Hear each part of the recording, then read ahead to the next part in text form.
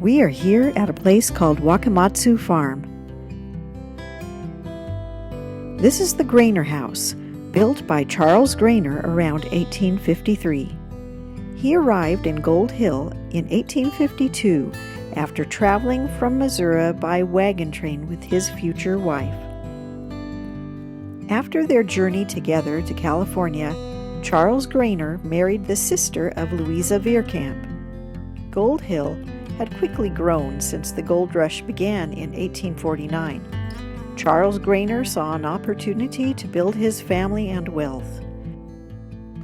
After prospering from the mining industry in the Placerville area, the Grainers made enough money to move to San Francisco, where he and his family invested in hotel and hospitality businesses. In June of 1869, the Grainers sold land to Schnell, who led Japanese immigrants to settle the first Japanese colony on this property. But the Japanese colony lasted only a few short years. The Veerkamps were neighbors all along. In 1873, Charles and Louisa Veerkamp acquired the house and property. They farmed the land for nearly 140 years until the Veerkamps sold 272 acres of their farm, including this farmhouse, to American River Conservancy. This is the main room of the Graner house, which was probably just one room in the beginning. By 1856, the family and business had grown, so more rooms, the second floor and the cellar, were added.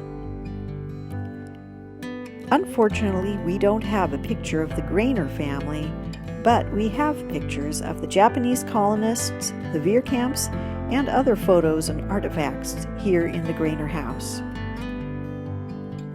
First, we head upstairs, where you will find 3 bedrooms decorated in the way we imagine the 3 different families and people may have lived in this house. In the first room, we see how the room may have looked when the Veerkamps lived here, perhaps like May and Louis Veerkamp's bedroom in the early 1900s.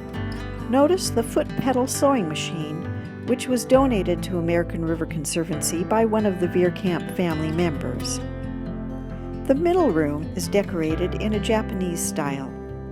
Notice the tatami floor mats that you sit on with cushions and the samurai sword on the shelf. See the writing instruments on the low table.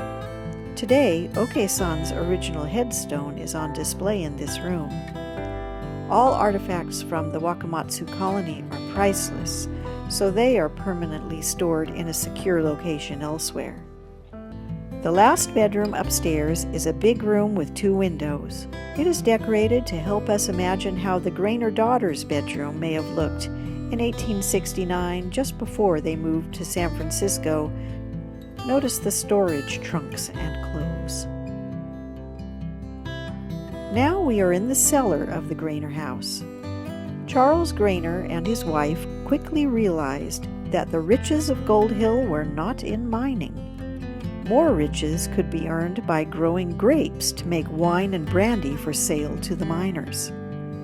Records indicate the Grainers had 20,000 grapevines. The cellar was the perfect place to store wine and food because it stays a constant cool temperature all year long. Notice the replica of the Graner wine banner.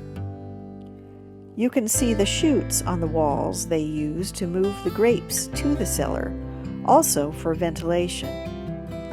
The big blocks of stones that make up the cellar walls came from local quarries and still show the mason's hand-chiseled markings. The floor joists came from fir trees that grew in the Georgetown Divide. Along with the rest of the house, this wine cellar has been extensively restored by American River Conservancy. When the Conservancy purchased the property, the house was falling down and the basement was flooded. After years of hard work and a long list of supporters, now the Graner house is open for tours, events, and celebrations. In fact, you can rent the Graner house and garden area to make your own history in this special place. For nearly 140 years, the Veerkamp family successfully farmed grains, nuts, and fruits and other products. They had cattle and other animals. The original barn was destroyed in a cyclone in the 1890s. After they rebuilt this barn in the early 1900s, this side was for hay storage, stables, and such. This other side contained the slaughterhouse and butcher shop. You can still see the tracks on the ceiling where they weighed and moved the slaughtered animals for processing.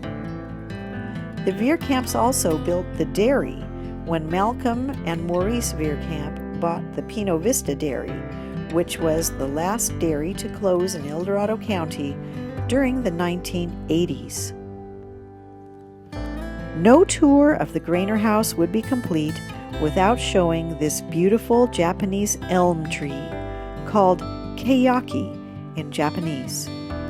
It has grown beside the Graner house for over 150 years. This tree is the only living remnant of the Japanese colonists. They actually brought it over from Japan and planted it here. It stands about 60 feet tall. It is the biggest and oldest keiyaki tree in California and is a documented champion tree in the Big Tree Registry. Here it grows between the Graner house and event garden, where it remains a beautiful living part of the Wakamatsu Farm story.